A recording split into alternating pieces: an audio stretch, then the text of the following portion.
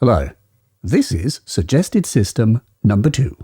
A complete techno performance modular with sequencing, 2 voices, drums, effects that works a lot like my live system in just 62 HP.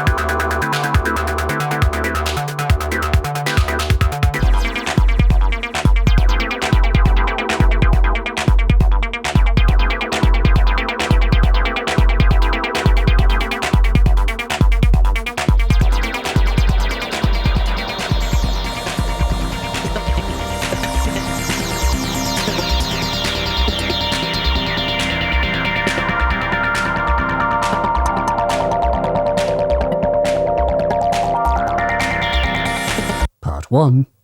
Principles and Objectives. So I'm calling this system Minimum Viable Party number 1. I say that because there are many other minimum viable parties to have. And I would say this is far from a minimum. The minimum party, I reckon, is just a bass line and a drum machine. More on that in my next video. But as you probably know, I really like thinking about this problem. How little do you need to play? And I'm constantly thinking about better interfaces to make music with, without a gap between my thoughts and my hands. What is the least that you need to play a show sort of comfortably? In this system, I don't think I can probably talk too much about comfort, certainly about the amount of elements that you might need. I've been thinking a lot about Surgeon, the simplicity of the modular systems that he builds, and also the simplicity of Colin Benders' jams and systems he makes. If you'd like to sort of pick more into this subject, I have a whole podcast with Colin, and in it, we kind of get down to the nitty-gritty of what is the barest minimum that you need. And sort of to paraphrase it and put my own spin on it, I think that the elements that we need, certainly speaking for dance and techno, are drums, bass, lead, and that could be chords, and freaky noises. And in this system, I don't want to have any particularly clever sequencing, and that's partly inspired by Surgeon, who just has a simple, direct system where things are connected to things, and there's not this kind of crazy network at play. Surgeon does use a looper with a wet-dry control, and we're not going to do that in this system. But with that said, there is one slightly clever thing, which is using one sequencer to drive 2 voices. And that's something I do in my live system, and I'm going to do here, enhanced by a sample and hold module. Because I know that half of the joy of modular is in not knowing why something is happening at any particular situation. Obviously, it's totally up to you if you want to make some kind of crazy, complicated generative dealio. But does a complicated generative dealio make riffs that you like?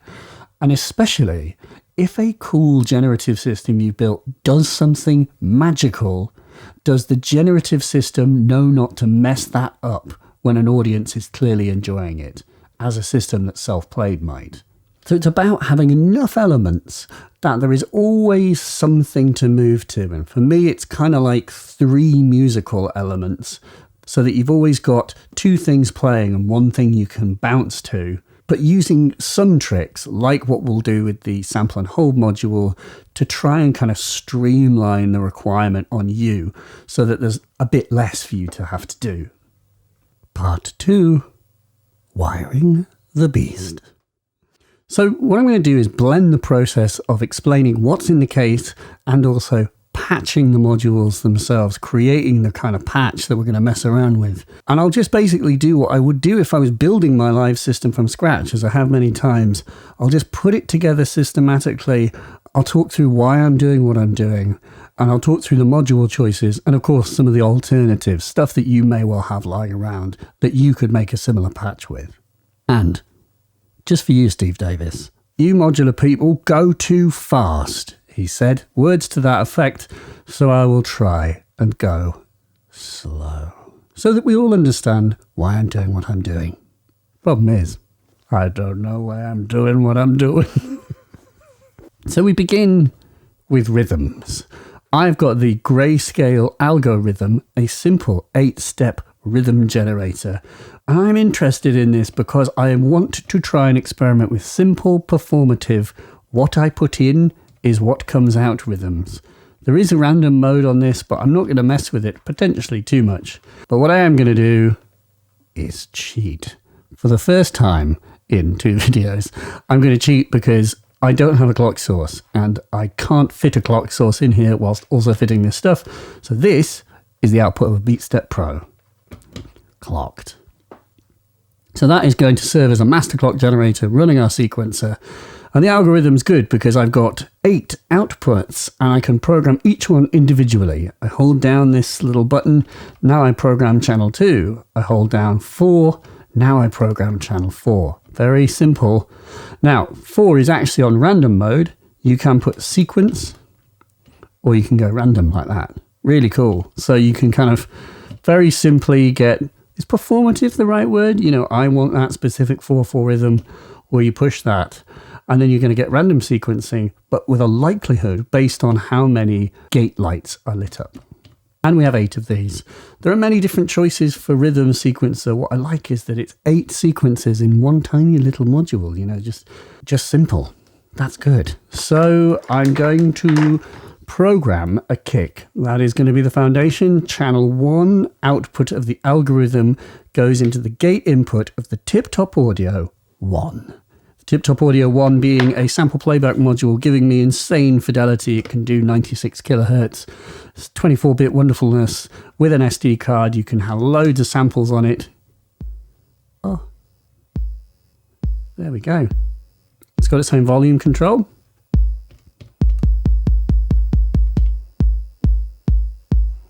And you'll note that I'm clocking this quite fast.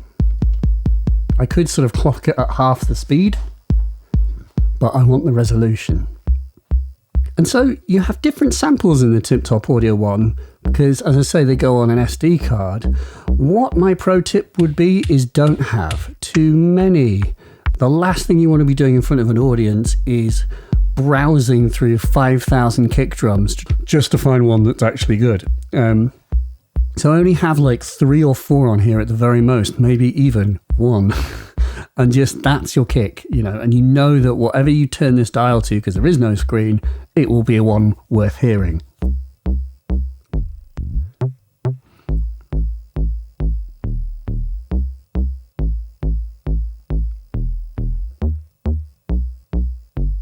You can play this, interestingly. It has a CV input and in fact responds to 1 volt per octave. So a really cool thing I'm not doing, I'm going to use the ALM MCO as my main oscillator, but you could use like Tiptop Ones as oscillators. You could have wave files looping that were rich, sort of evocative, evolving, mad tones that full of modulation and interestingness that were recordings, and you could be pitching them up and down. And so in just 4 HP, you could have a crazy complex oscillator sound that was predetermined that you had created, and you could be pitching it up and down and then filtering and chopping it up to create bass lines. So a Tiptop One is an oscillator as well. That is a valid way of using it. And that is hugely inspired by Lady Starlight, who uses a Tiptop One as a chord generator, like I'm going to use the Chord Organ as a chord generator. She loads sustained chords into the Tiptop One and then filters and VCAs them to create tones out of them. So we have a kick. Cool, well, and good. So next, a clap. And specifically a clap because Surgeon, I always clocked, put claps in his systems over snares. So I want to be more like that guy. What we're going to do is take output 2 of the algorithm, a second gate sequence. I'm going to feed it into the input of the Prok Clap, so you see it lights up, we're triggering it, and then I'll feed its output into my mixer up here, and you should hear a lot of claps. Let's have less claps. Claps. What is cool about the Prok drum modules is they are drum synthesist based. They do not use samples. And that means that you can change the sound subtly and smoothly. So with this kind of 4-quadrant thing, I can use 2 knobs to move the sound between 4 states, and I can get all the blended in-betweens. And if I hold this down, I get a different sound. Each one is like a patch or a bank of 4 patches that you can blend between. So it's this idea that I can flex the sound, I can alter the sound through a set. It's so nice, given how small it is, that you get that malleability. And let me be clear that it is absolutely digital. It could not be analog and be this small and be this flexible. So it's just one of those examples where digital DSP just rules and makes your life so much better. And we can perform that. So especially if I'm going to have so few modules, I need to know that they can do different things. Get different sounds throughout a set. And by the way, there are lots of different sample modules. You could be using the radio music to play back the kicks. There is the Erica synths like Pico drum modules. There are lots and lots and lots and lots of sample-based choices that you can use to create drums. And there are other much larger analog modules for creating drums. And of course you can synthesize drum sounds from separate parts, from oscillators, VCAs, envelope generators, all working together to kind of create interesting tones and chop them up. Which brings me neatly onto the Befaco Percall. And ostensibly what it exists to do is to help you make percussion from noises that you have in your system. White noise, for example, could be used with the Percall to create hats. And you will note that there is no hats dedicated module. I am going to create hats using Befaco's Percall, but there is no white noise generator in this system, although there are a number of things that can create white noise, like the MCO, for example. No, I'm going to do this in a slightly clever way. I'm going to use a shortwave radio, and I'm going to turn this bad boy on, tune it in between a station, and utilize its headphone out. And as you can see on this IntelliGel palette case that I have here, the palette is awesome because you've got this one-use strip, so you can create extra, add extra functionality. And I've got a couple of their line-in modules, and what they let me do is plug a line level source. And by the way, line level, which is what you would have on your kind of drum machines and stuff like that, is much quieter than Eurorack level. All of these Eurorack modules operate at very, very, very high volumes. So if I plugged a line level module directly into this, it would be too quiet to hear. So I have to amplify it with a dedicated module. So then if I go from the output of the line-in module to the in of the Percall, I have then fed the radio directly into my modular, and I'm going to tap the out of the Percall through the mix output here, and I'm going to go into here. And now what I need to do is I need to trigger the Percall so you actually hear it making a sound. So I'll go output 3 from the algorithm into the trigger input of the Percall. I'll hold this down so we start to see. Can you hear that?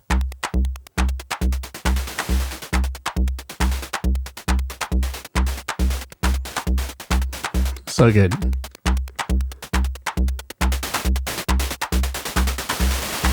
So that is the radio, which is not really picking up Radio 4 very well. Try that.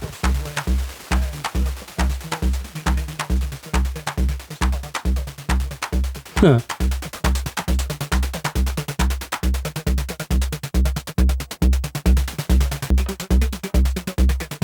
95 FM. I think that is Radio 4, but being chopped. So you see how the percall works. With the fader at the bottom, when a trigger comes in, it's just creating a very short pluck, and it's opening and closing a VCA very fast. There is a VCA behind the panel.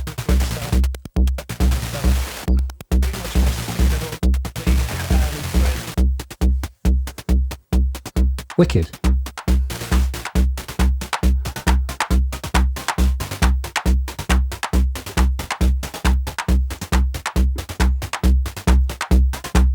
And of course, because I'm actually tuning this partly to a radio station, the reception is very bad in my studio, you're getting a kind of ghosts of a broadcast as well. So of course, then you introduce this whole wonderful random nature of that the white noise source is not pure white noise, it's actually a radio, so that there is partly a live broadcast, which probably raises many copyright issues, but I don't think you can really hear what the thing I've sampled is. So no one needs to know. Just don't tell anyone, okay? So that's percussion.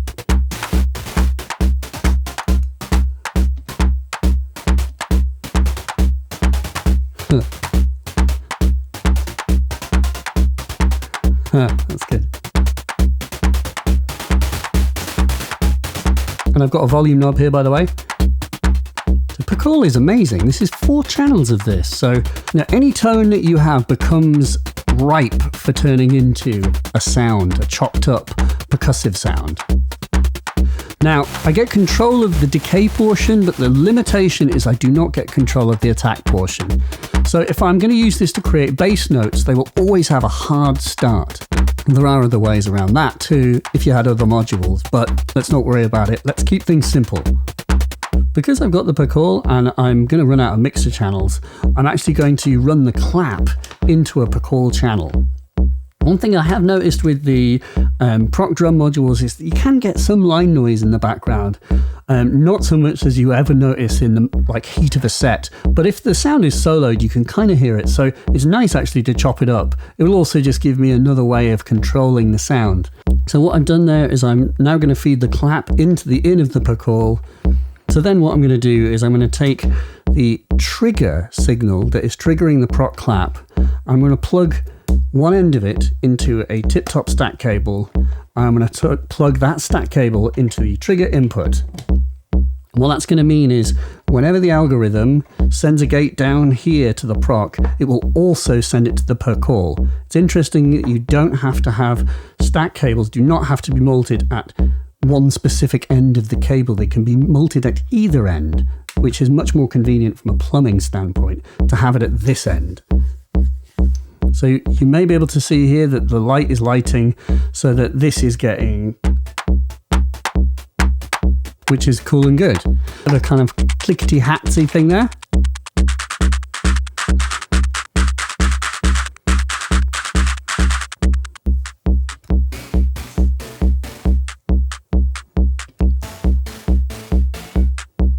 Nice. This is something I'm just doing this for fun, but also this is just kind of how I learn on a system. It's just like learning these little tricks, like something that I will just do absent-mindedly, like, oh, if I push them both in, it'll obviously cycle between the two elements. That's something that I will always try and keep in mind. This is why practice makes perfect, because by just like farting around with your system endlessly, you always discover little like, oh, if I do that, that's a good little trick. And you would be surprised. These things do come back to mind when you're actually playing live.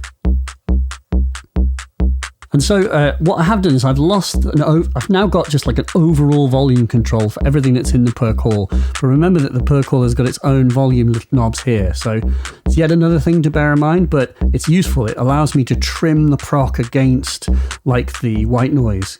Obviously I can increase the volume here of the white noise too. This is just an excellent opportunity to talk about the importance of gain staging in a modular. And I mean, there's not a huge amount to say other than be careful with it and learn that at any point you could be overloading something, which may be good. Nice.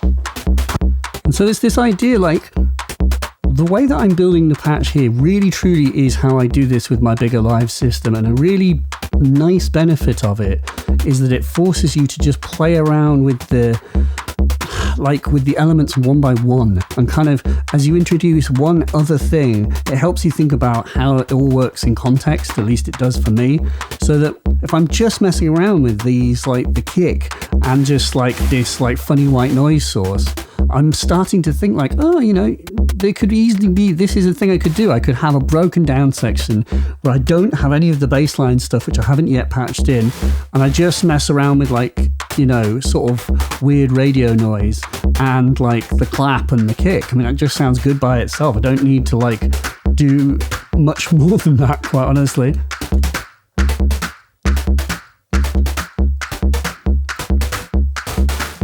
So it's about like experimenting with things one by one, introducing elements one by one, and then sort of learning what they really do in your system. And I find it much easier to do it this way and to play as I patch, you know, go, well, that's cool, that's what I could do, now I'll add one more element, and so on and so on. So let's get some melodies going.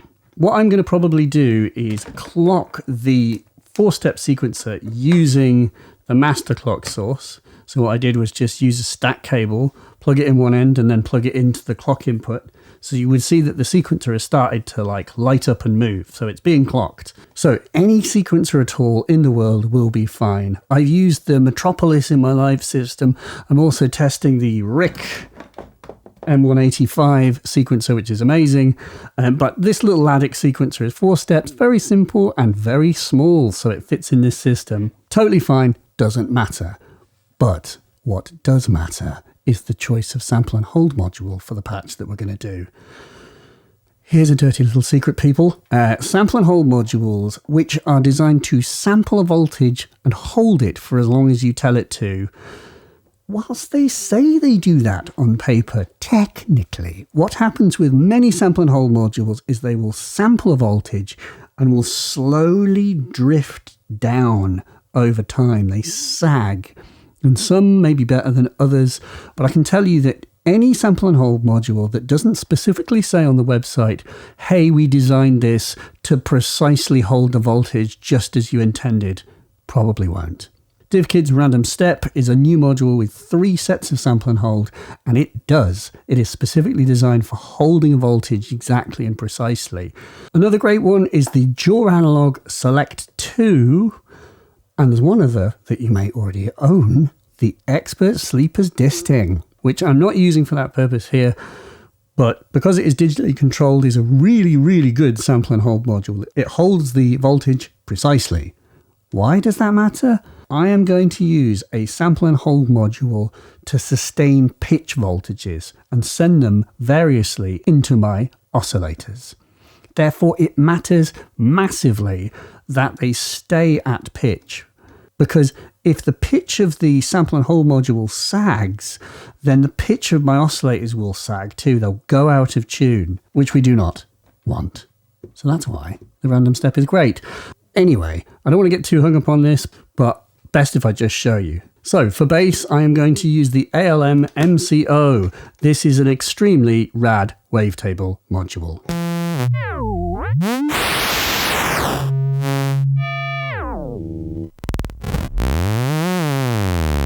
With this kind of pulse width out as well.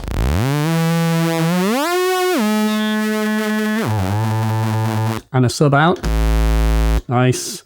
And just gives you loads and loads of different sounds and just kind of immediacy and funk and funness in a very small package. I like digital oscillators. Obviously, I've used like the IntelliGel Dixie a great deal, which is an analog oscillator. All oscillators are great. There's no bad oscillator, but I'm using this because it gives me that bit of flexibility. It has different waveform types so that I can get a few different sounds. And you can get the in-between sounds as well, with a bit of grit and personality. Now I'm going to feed this into the 3-tom Steve's MS22. Now this has been very kindly lent to me by 3-tom Modular. This is a MS20 inspired OTA filter in a crazy small package. And it sounds wicked.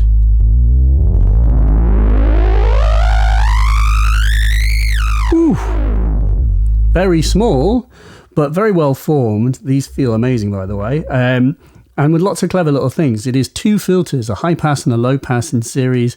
You can basically sweep the high pass separately, apply resonance,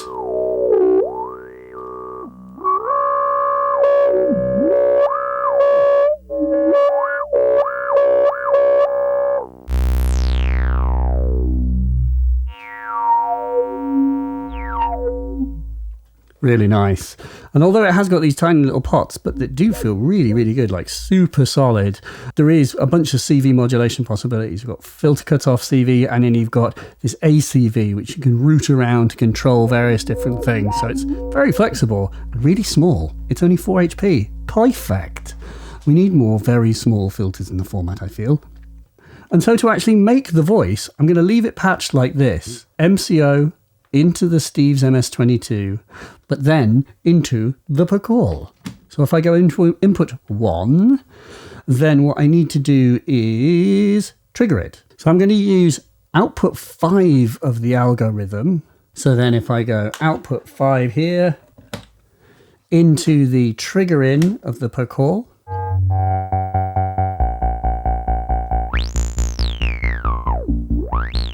I get a sound that turns off as well, which is nice. So again, it's this, the Percall just is such a wonderful back end. It's taking care of lots of different modules for me. VCA, envelope generator, mixer, all in one. And down here are env outs. These are the envelopes that are being generated by the built-in envelope generator. And so I want to use that, and I'm going to feed it. If I got a nice short cable, this one will be good. I'm going to take the env out, I'm going to feed it into the FCV of Steve's.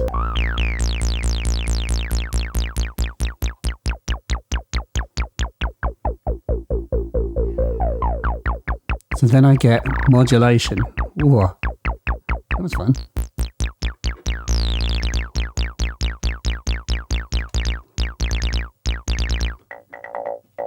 Bandpass. Nice.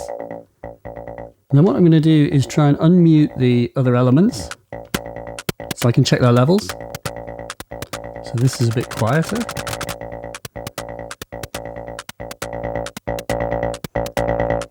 Adjusting the gain, I'm turning up the gain of the filter. And by the way, the gain on Steve's does take it into like distorted territory within the module, which sounds great. So what I'm doing is turning this output down and turning this up, and this is all the importance of gain staging and playing around. It's important to experiment with the gain staging to make sure that you're not unnecessarily overdriving something and spoiling it. It's also sometimes necessary to use attenuators in a case to bring one element that's really too loud into line. And so looking at these like faders of these knobs here, I should say, this is very loud. And what I may want to do is spend some time gain staging things and ideally trimming things so that with perhaps my master volume knobs, if this is going to be my master volume for those elements, not this, then I would trim it so that the modules were all the correct volumes. Perhaps if I had them fully clockwise or maybe pointing straight up. And I might want to do that so that I have a kind of standardized mixed setting so that if I'm playing live, I know that the volume settings should be in a certain zone or in a certain place for everything to be about the right volume and for one element not to be hugely louder than the others. It becomes very difficult in a modular because there's so many different like volume knobs at various different stages. All I can say is it's important to experiment and standardize them, and in a case of a live system there is no shame in putting masking tape to remind yourself where something is supposed to be. I've done that many a time, because if I don't do that you'll get it wrong. And there's a very powerful speaker system that is pointing at your audience, so don't deafen them because it's easy to do that. More gain here.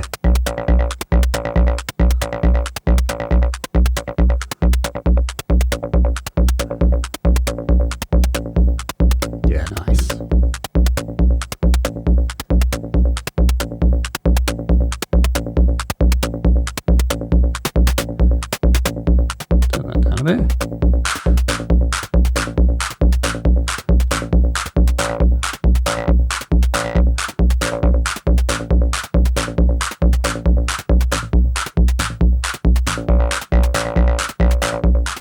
So, we need to talk about the random step. So the reason I'm using the random step is thus. So if I directly feed this sequencer into the oscillator like this, obviously every step is directly fed in, has an effect. Fine.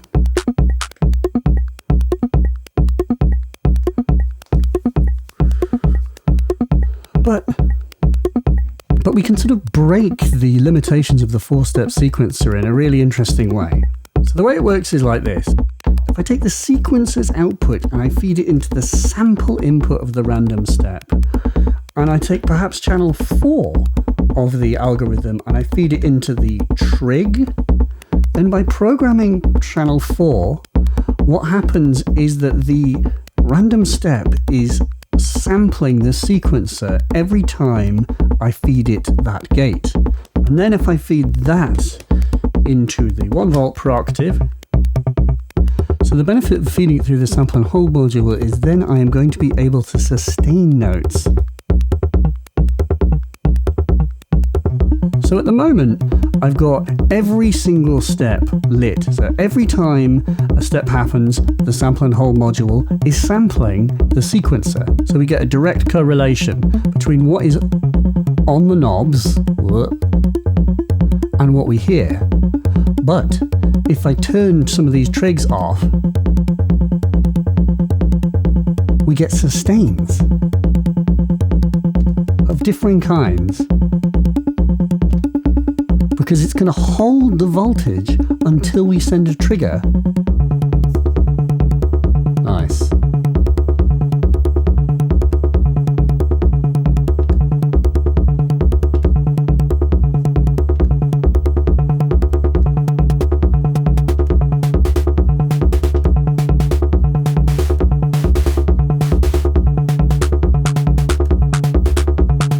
Huh.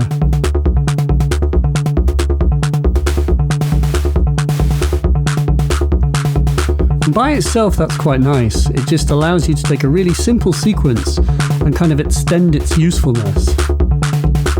A sort of dumb 4-step sequencer becomes a bit more complicated. You're able to get like longer passages out of it, effectively. Sample notes from it. And kind of like jam around with the voltages that it's generating without having to turn the dials. So you kind of, it's a bit of a safer way to jam, because by turning the dials, I'm going to freely tune this. I can easily go out of tune. It's a much nicer way of doing it.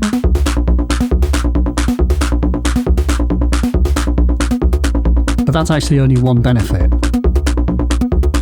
My main reason for using the sample and hold module is to create longer sustained notes for a second oscillator, which are musically related to the sequences that I am driving my primary oscillator with. It's a way of using more easily one sequencer to drive 2 voices. Note, by the way, I have this other thing I can do, which is I can chop up the sequence, the bass line,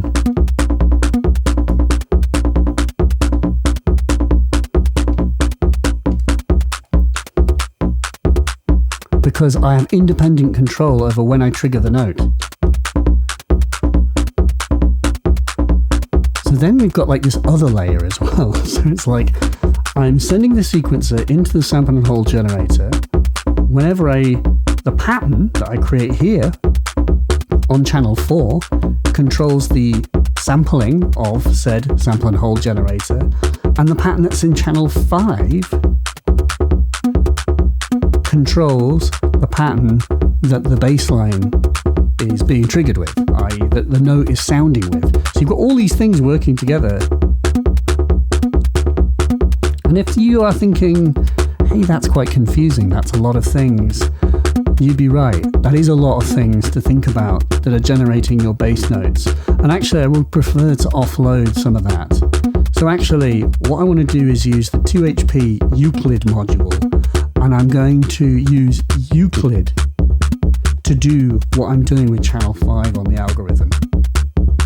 So let's patch that up. Because I need another clock source, a master clock source, what I'm going to do is I'm going to unpatch my BeatStep Pro, stick it up here into the mults, because it's just going to be cleaner this way, and then use that as the way that I will start clocking these various things.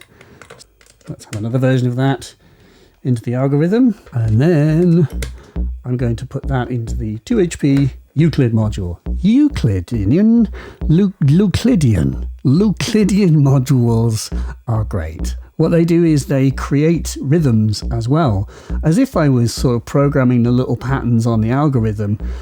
And instead of like pushing buttons like this, I turn dials. Much more simple.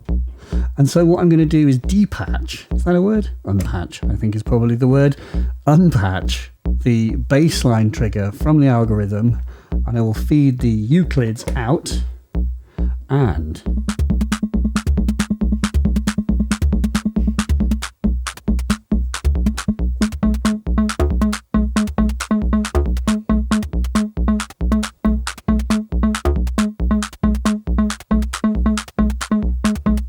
now, a Euclidean module is basically using thousands of years old Euclidean geometry to create rhythms. It's a very, very kooky concept, but bear with me, it does work. And by turning these 3 dials, steps, length, and offset, you create a different rhythm. What's nice is I turn any one of those dials, and I get a different rhythm. Steps is the amount of steps, from H to the full band, and then length is the length, and an offset is literally the offset, shifting the pattern right and left. If I have length high, steps low, offset 1, you get quite a seldom little pattern. And if you change the length, you get the wonderful thing of having a step length which is not a division of 8 or 4. So it's sampling at different times. It's letting us hear the bass drone at different times. And if I turn up steps,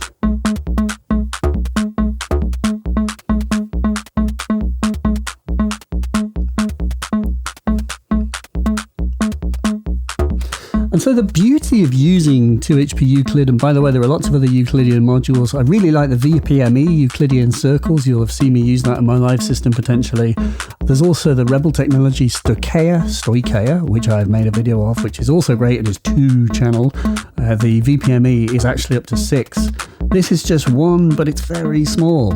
So very, very flexible. And it has CD controls of trig, reset, and length. So if I wanted to, I could do wacky clever things, like take the other sampled randomness outputs of the random step and put it into something like steps.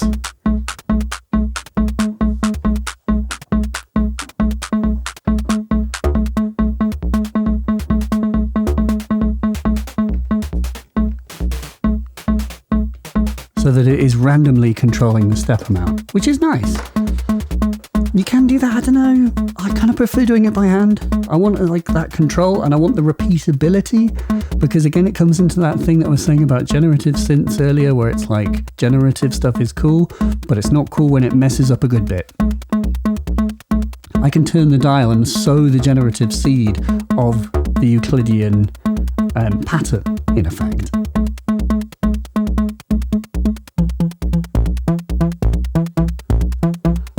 That's farty.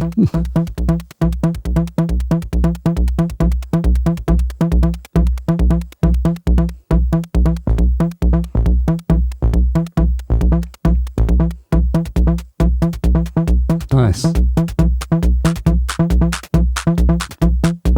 And anyway, the point here is, because I'm using the sample and hold module to sort of sample this sequencer and give me occasional parts of it, and I have control over that process, it's especially nice that the gate pattern is being controlled by a module whose knobs are always accessible to me and I can turn, because I want immediate access to it. It means that if I'm paged into Algorhythm doing something else, like for example, I'm playing with the kick pattern, I can be controlling the bass line at the same time.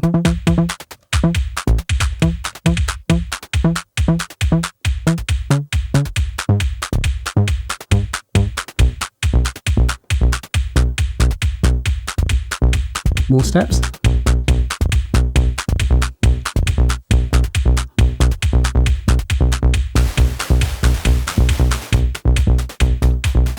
Yeah.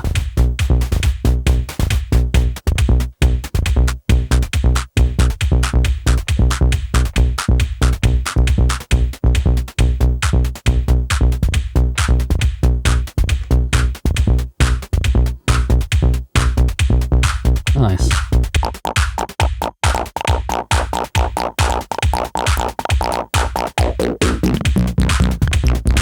Ugh.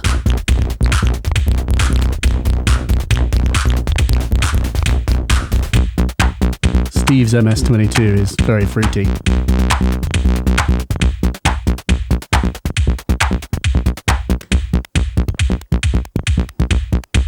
You can kind of use this as a mute as well by just whipping these to 0.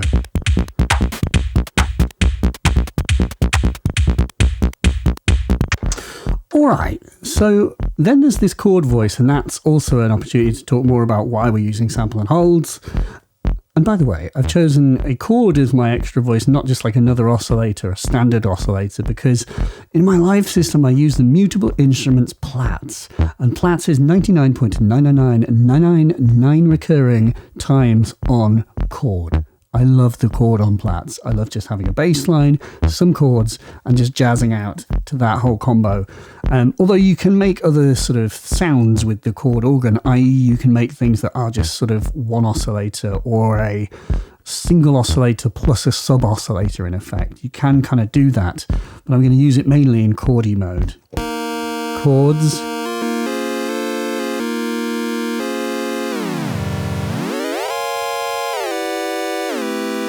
With different waveforms.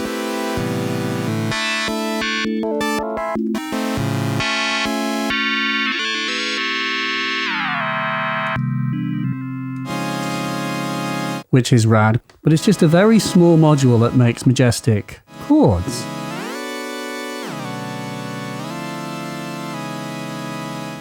You could have any oscillator here you want, and obviously you could have the mutable instruments Platts, which would give you chords as well as loads of other sounds.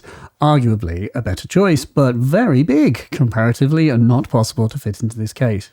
So I'm going to kind of replicate the way that I use Platts almost exclusively in chord mode by using a module that's exclusively a chord module. And I'm going to feed its output into the MMF, which is a filter from 2HP, a tiny 2HP analog filter that sounds great.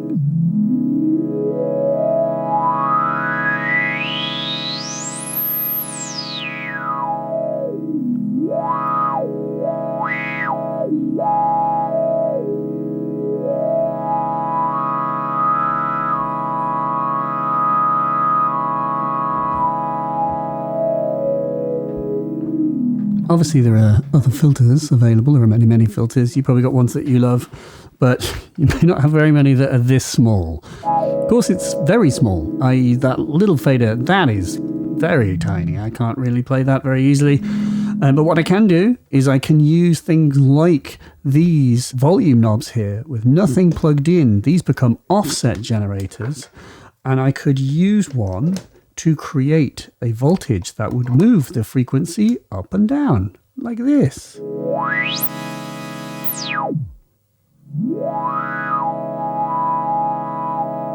Get much finer, proper control. You can use offset generators like this to replace knobs, and you can use 2 offset generators in series to have a fine tune.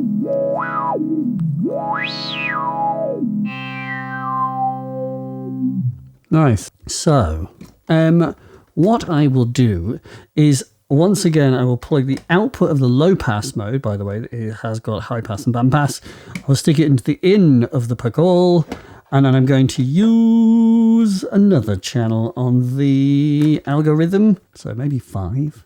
Uh-oh, we're getting into that point where it's becoming Gable Spaghetti Town. Back here, unmute these. My radio's gone to sleep. Back, please. And then I really do want to have control over this, so I'm going to shift these across to the right, which is necessary because of the way that this cascades. This is a cascading mixer, so that if I want to use one of these as an offset, I need to use the leftmost one.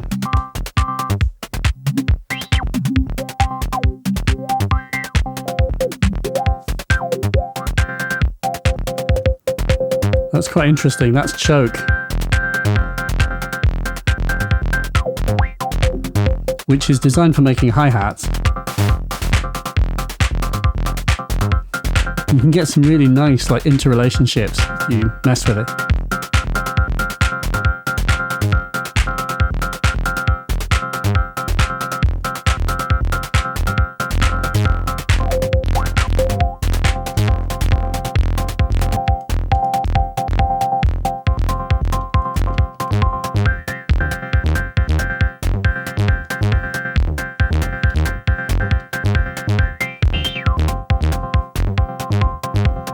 There is actually one thing here, which is that the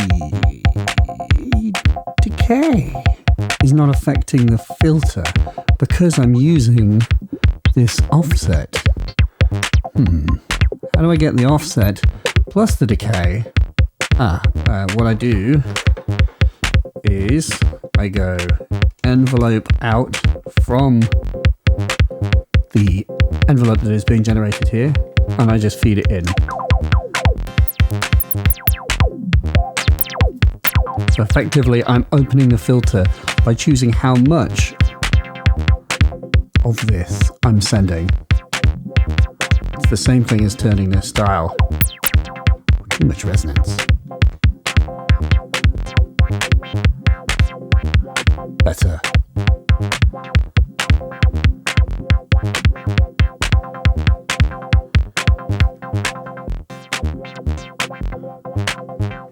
So yeah, nice.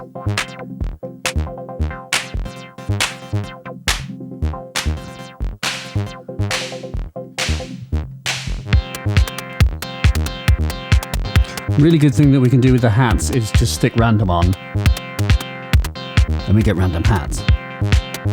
It always kind of works. As long as you have like a steady kick and a steady snare. I was listening to some Autechre in the car. Gonk steady one. Absolute rhythmic bonkersness. But through the whole thing, they just had like a very simple little white noise snare on the 2 and 4. Just steady. So that everything else made sense. Very necessary.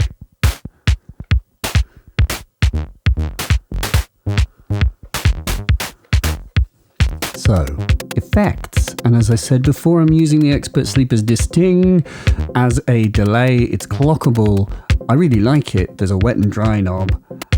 It just works really well. And it's small, even if it is quite high. So, the problem is though, I kind of am going to have to compromise here because I don't have a traditional mixer with sends, which allows me to send any one of the elements just at that time to this Disting. There are ways that I could wire that up, but it would take more modules that I don't have. What I could do is if I had another mixer, I could tap all of the elements into the mixer and kind of use them one by one, you know, turn them up and thereby send them into the delay network and use the wet output of the Disting. But I don't have that. I don't have that luxury. So I think what I'm going to have to do is just pick the elements that I really want to go into the delay. But if I plug in a cable, it will break that normaling. So now that one element is coming out here while everything else is being mixed. And then I think it's X is the input for the delay. I'm going to take the clock. This is a copy of the clock, feed it into Y. And then I think I'm going to get the delayed copy. And I'd like to send that into this. And I think this fourth knob will become one more channel and give me just enough. Yeah. I've got just enough to make this work.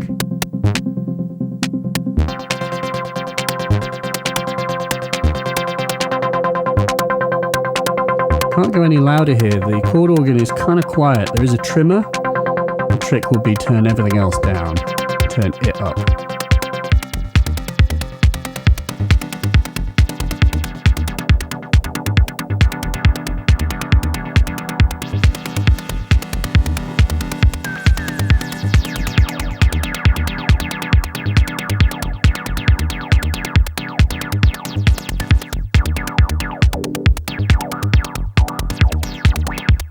Nice.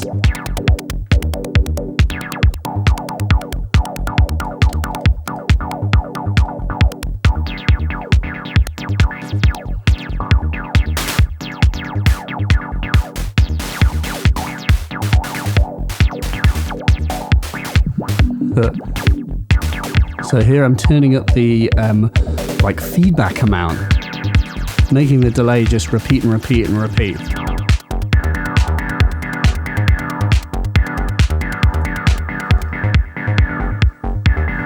Nice.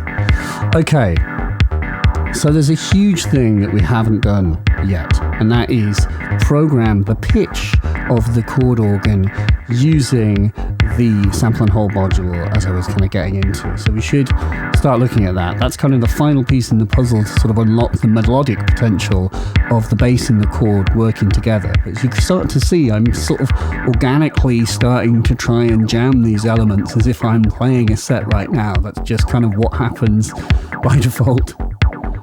You'd be the same, I'm sure. And it's all about that.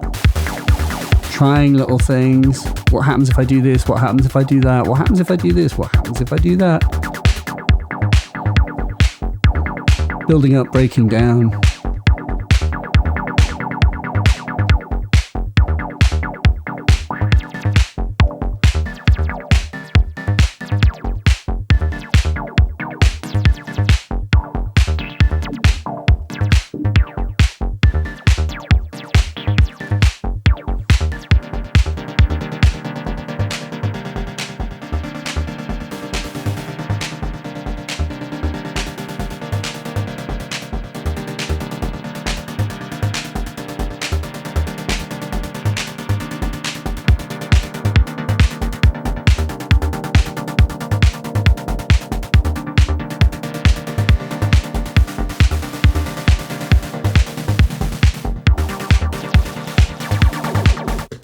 Okay, so to wire up the chord organ to the pitch, I'm going to take a stack cable and I need a copy of my pitch signal. The sockets are not amazing on the Ladik modules, and so I'm actually going to, instead of using stack cables, they're a little bit wobbly, bless them, it's affordable, I'm going to take the out and I'm going to run it into the mult here so that I get copies of it. These sockets are absolutely amazing, really solid, so very reliable, which is important. And then I'm going to run this into the RAND step again, because I want to send the pitch back to where it was.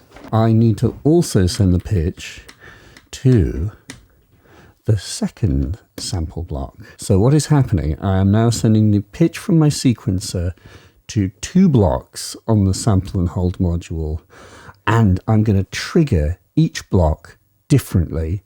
Let me clock this and get this all going again.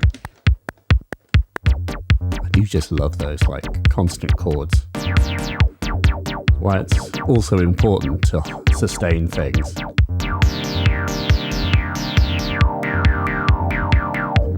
Sounds great. Just while I'm here, very quickly, I'm going to change the clock source on here. I don't want to clock this Disting with a clock anymore. I want to clock it with this, with the Algorhythm. I'm going to use channel 8, and I'm going to send a more broken clock, or like a longer clock, I should say. So I get longer delays. I could halve that. Or I could do things like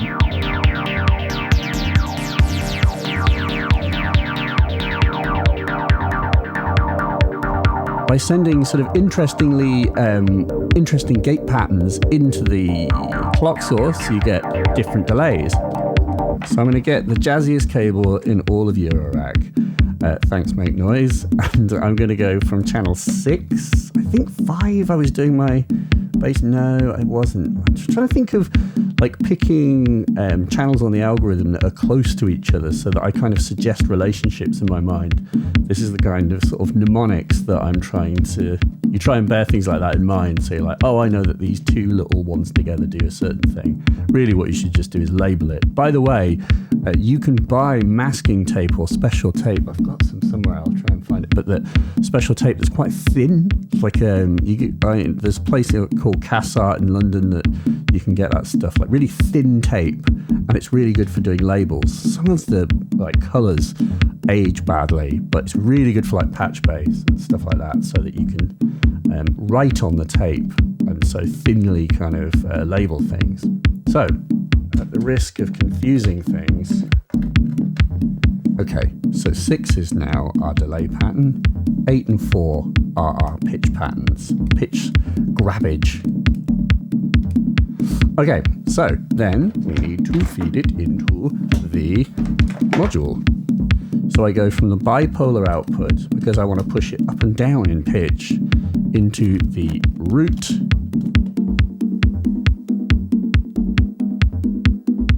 Oh yeah.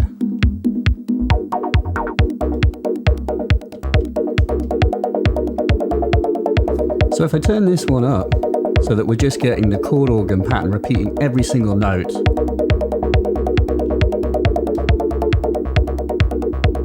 that's with choking on. Off.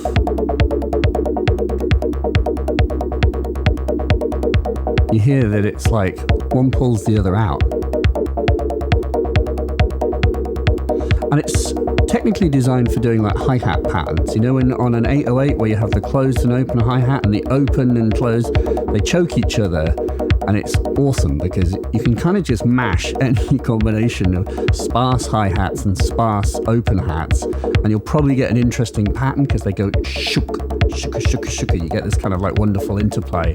And actually, it works just as well for like bass. So even though I've got like a bit of an all-on pattern with the chord organ, because of my like Euclidean pattern here being sparse, it's playing against my constant pattern here.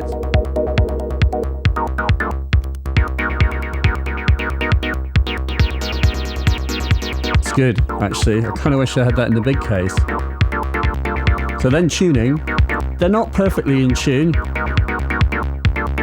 And of course, this is a concern, like, tuning-wise, what I've got here is super suboptimal because I've got a freely tunable sequencer. I'm using the Metropolis in my other system, and the Metropolis quantizes its pitch.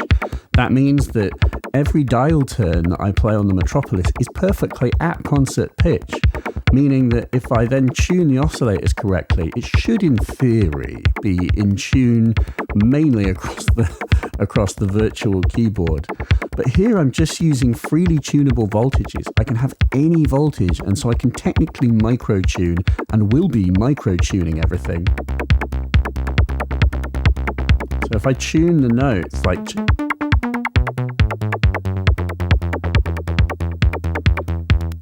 I really, really have to be careful to get this right by ear. And it's a little bit out. It's not perfect. The way that I would make this perfect really would be use a pitch quantizer. What a pitch quantizer module does is it takes slightly off pitches and it rounds them up or down so that they are precisely at like concert pitch. And if you then tune the tuning dials of your oscillators correctly, I do that by ear, you get them both to be nicely in tune no matter what dial setting you use. You can do any dial setting, and in theory, they should be about right. I say in theory because sometimes tuning can vary like across the whole scale. Sometimes the tops and bottoms are not perfectly aligned, and that's to do with module calibration and build.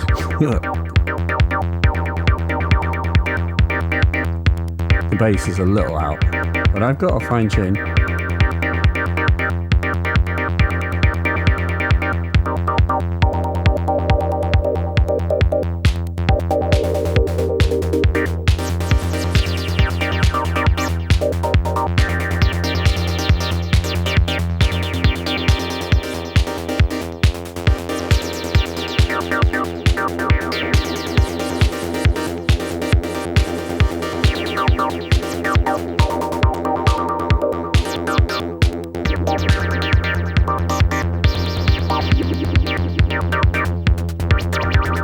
So we've got a very sparse pattern on our run step here, a sparse trigger pattern. We're not getting like not a note variation here because I've got very few notes, only one on one and two on the other. So now I'm letting in more notes from the sequence and I have to tune them. There we go. Tuning isn't perfect. It's very hard for it to be perfect in this instance. But it's techno, isn't it? Well, this is kind of more like house, but you know what I mean. So the chord organ actually does have kind of quantization on its input. It is quantizing, which makes this a little bit trickier because one is quantizing, the other is not.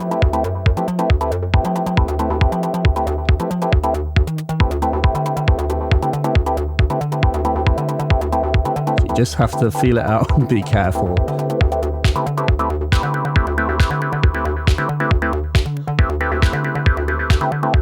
Modular.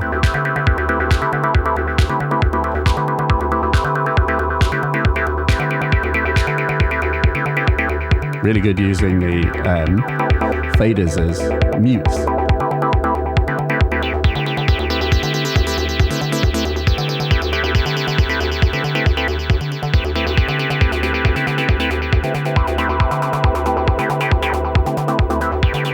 Who needs LFOs when you've got a left hand?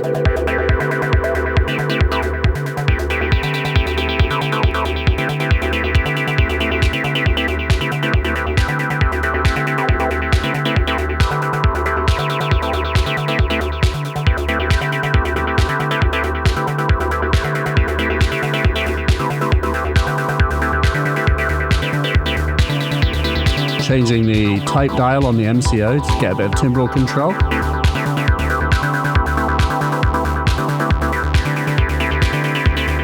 And back.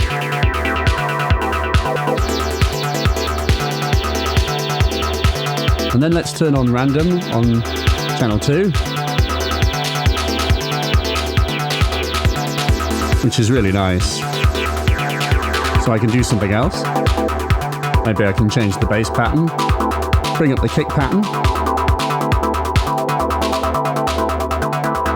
So I've got the kick pattern on the screen while I'm adjusting the bass pattern.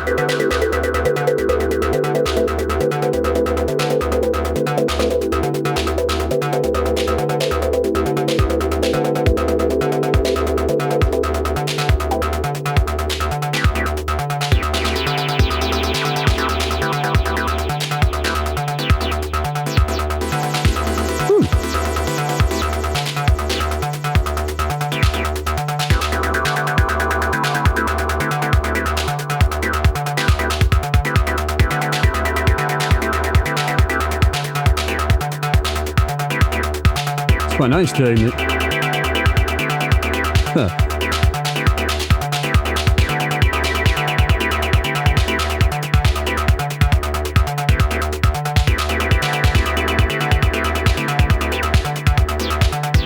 Tighter clap.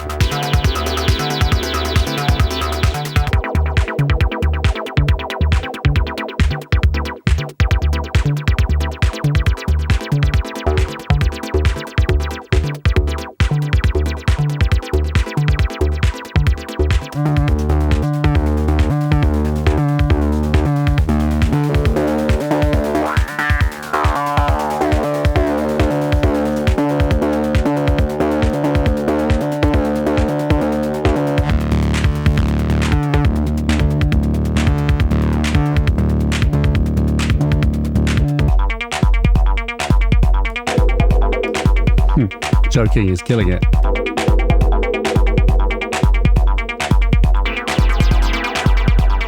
Use choke as a mute.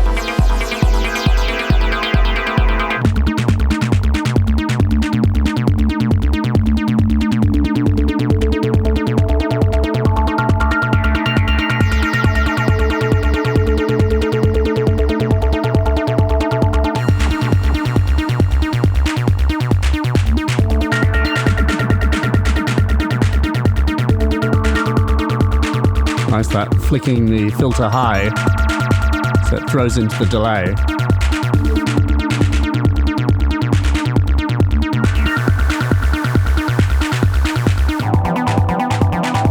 Oh, that's nice.